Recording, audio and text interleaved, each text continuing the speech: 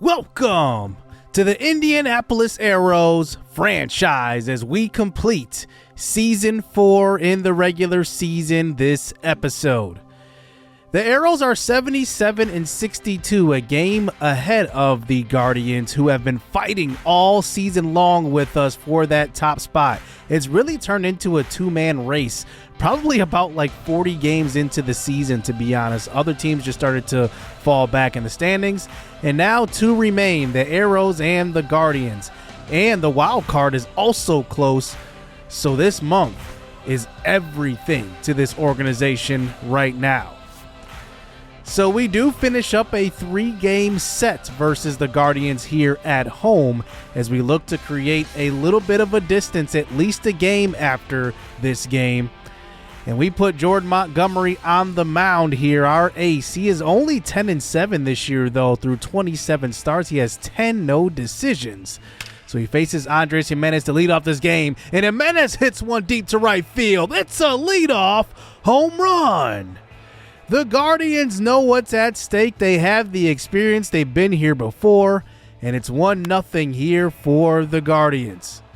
Yandy Diaz to the plate now. He hits one to right field. That one drops in, and Jordan Montgomery has given up 2 straight hits.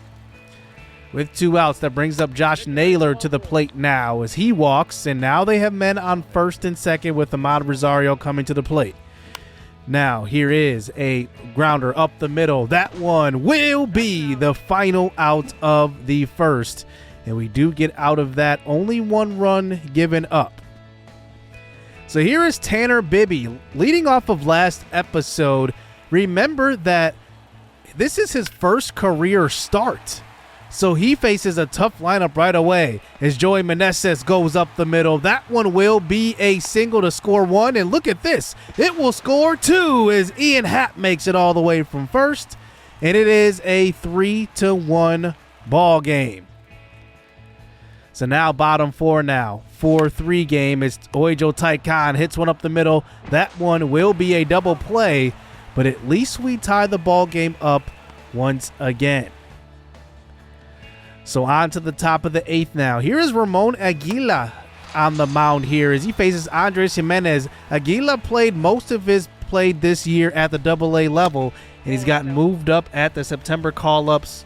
And now here he is in a big spot. Bases loaded, facing Yandy Diaz as he hits one deep to left center field. That one's going to get to the wall. It scores 1. It scores 2. It will clear the bases here as Diaz gets a 3-run double to give the Guardians the 3-run lead late in this game. And here come the Arrows here in the bottom of the 9th inning. Here their last straw is at the plate. Cam Collier, fly ball to left field, and that will do it. The Guardians tie up the division here to start the month of September, and we're in for a good one here this episode. So we face the Seattle Mariners and the Rockies next, who are two teams who are under 500. We split with the Mariners, losing 2, winning 2.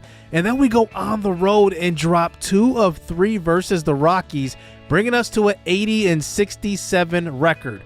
That will leave us behind the 2 teams ahead of us, which are the Mariners and the Red Sox and Angels. I said the Mariners had a losing record. I meant they had a winning record. And they are 1 game ahead of us in the wild card. So that was a big, crucial split that we had versus them. But now we face the number 1 wild card team in the AL, in the Angels.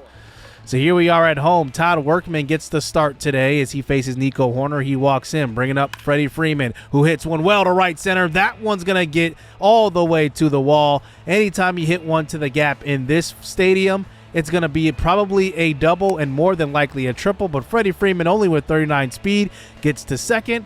It's 1-0 here for the Angels. Mike Trout now. Here's a chopper to third base. That one's a good throw by Cam Collier over to first. And we get the first out of the game right there. Shohei Ohtani comes to the plate, hitting .264. He swings that one low in the dirt. That one will be a drop third strike, and the runner will advance over to third. So that brings up Taylor Ward, who's hit like .330 last year as he hits one well to right field. That gets over the glove of Verdugo playing in right. He lays out for it, And because of that, it's going to be a run triple here in the top of the first inning still, as Taylor Ward comes through for his 4th triple of the year, as that brings up Fernandez, who hits a fly ball to left field, and that one will be caught. And here we go. Now we start the bottom of the 8th inning, down by 1. 2-1 game, 1 out. Here is Ray Gonzalez at the plate with a chance to drive a big-time run in. But a weird situation here. A tapper in front of the plate, and for some reason, Cam Collier runs home trying to score. I don't know what Collier was thinking on that one, but they get the easy tag out and almost even turned the double play. So now with 2 outs, this brings up Joey Meneses, who's a little late on this one, but a deep fly ball will be run down by Hernandez playing in right field. And now we move on to the bottom of the 9th inning, down by 1. Here's Alex Verdugo. That one will be ball 4, as Jacob Junis is in for the save here for the Angels. And now that brings up Salvador Perez, who's great in these situations, but he hits a slow ground ball to short. An easy double play here for the Angels. And we're down to our final out versus the AL wildcard leader here, as Paulo Reyes comes up, hits one hard to second, and the Angels get the 2-1 win. We just keep losing these close games versus these crucial opponents here, as we keep splitting these series. But we do drop 2 of 3 to the Angels. We at least steal 1. But look at the scores of the Angels. We lose 1-2, 2-3, and then we win 3-2. We do go on the road and win 2 of the next 3 games versus the White Sox, who are still struggling and in a rebuild as well. But now we take on the Yankees, who are one of the best hitting teams in the MLB this year. And we had to face Aaron Judge in the 9th inning with a man on first base, up 2-1. Judge gets a nice pitch over the middle, but he is late on that one. That one's fouled out to foul territory. Is now 1-2, low in the zone. And the blue says he goes around. It's a strike 3 on the check swing. And now Ty France comes up. Now can we win a close one? This one's hit down the right field line. That is barely foul. As Ty France gets another opportunity here. 0-2 pitch. Ground ball to short. Ray over to first. And we get the close win here. 2-1 at home. We have to win these close ones because we keep losing them. We get one here at home versus the Yankees. And we start out this 4-game set with the win. We sim the next game. We lose 7-3. And now on to the Saturday game. We lose another one. And then we win on Sunday. So we split with the Yankees too. And now we find ourselves a game and a half back of the AL Central and 2 games back from the wild card. We really are going to have a nice end of the season here. So we play the Pittsburgh Pirates, who are under 500. We win game number 1, 6-1 off of Pat Washington's big day. He went 3 for 4. And then we win the next game as well, 4-3, as Paulo Reyes goes 4 for 5. It was only a 2-game set. So now we take on the Minnesota Twins with 3 games left. And look at this. We are deadlocked now for first place at 87-72. So we'll see what happens here in game 1. We will sim this one, and Jordan Montgomery gets a nice victory. Despite only getting 5 hits, we get 7 runs and get the victory right there. And now here we are for the second to last game of the season at 88-72. We actually have a game lead. And before the start of this game, we get word that the Guardians are in a tight battle, but they could lose this next game as they do face the White Sox here at the end of the season. And here we go. We decide to put Tayfon Edwards in for this second to last game, and mainly because whenever I've quick managed with Tayfon Edwards on the mound, we have done sensational. But I spoke too soon here because Tayfon Edwards gives up 2 runs in the second, and we're down 2-0. Tayfon now facing this tough Twins lineup, gives up a 3-run home run to Kike Hernandez, and it's 5-0. So Tayfon Edwards, who is usually very, very good in sim situations, he gives up a big fly, and we get one back in the 5th, but we are down by 4. Edwards still on the mound. We still did not pull him out yet. We probably should at this point, and we will. We will go to the bullpen, and we will look to put in Genesis Cabrera, who we acquired at the trade deadline from the Brewers, and he gets us through that 6th inning. But here in the top of the 7th inning, Joe Ryan gives up a couple of base runners, and now we get a sacrifice bunt to get Sawinski over to second. And now we have runners on 2nd and 3rd here with the situation down by 4 runs. Joey Meneses, one of the best hitters on our team, at the plate. We'll see if we can come through here and drive in some runs. Facing Joe Ryan, this is a 3-1 pitch, inside slider, and that will load up the bases for our best hitter on the squad, in my opinion, Alex Verdugo. 1 for 3 today. He turns on one. That one's through the infield. It scores 1. It will score 2. And we will get a man to 3rd. And it is 5-3. We're down by 2 runs now, but we have runners on the corners. And we have one of our best hitters at the plate now, Paulo Reyes, as that does go to another pitcher here, Harleen Garcia, out of the bullpen to get them out of this jam. Facing Reyes. Reyes gets a nice pitch to hit. Drives it deep, but it just hangs up in the air. You got to think that Paulo Reyes was inches away from taking the lead right there on that swing. As we move on to the top of the 9th inning.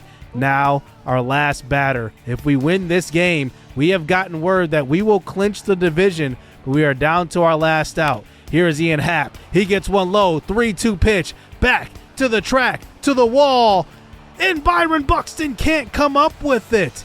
It knocks off of the wall and off of his head, it looked like, and it's going to be a 2-out double in the top of the 9th inning, and our playoff hopes are still alive. Joey Meneses comes up. He hits one to right field. That one gets through. We're not going to send the runner here. There's no way we risk that, and the throw is perfect. And now we have runners on the corners. And guess who's up again? The man who came through earlier, Alex Verdugo. We do bring a pinch runner in for the slower Meneses, as Fred Scott with 96 speed could score from first on anything. As Verdugo now gets a pitch over the middle, but it's fielded by Polanco, thrown on to first, and the throw is offline. You've got to be kidding me. That should have ended the game, and you can't make it up. This game goes on. An easy throw by Jorge Polanco. He takes his time and throws an inaccurate ball to first. So now we're down by 1. The coach suggests that we go to a pinch runner, but I got to leave Verdugo in. You never know if this goes to extras. That brings up Paulo Reyes to the plate. 0 for 4 today. He gets a pitch hot up in the zone. This one's driven deep to right field. It's back at the wall. It knocks off of the wall. Verdugo rounding 3rd. Headed home. It's going to be a close play. Safe at home. The Arrows take the 6-5 lead. How about the ending of this season? Down to the last strike, 3-2 count versus Ian Happ. He hits one off the wall. Verdugo hits one to second base, an easy play. And now here comes Perez at the plate, trying to get one more run. It's back at the wall, but it's caught at the track.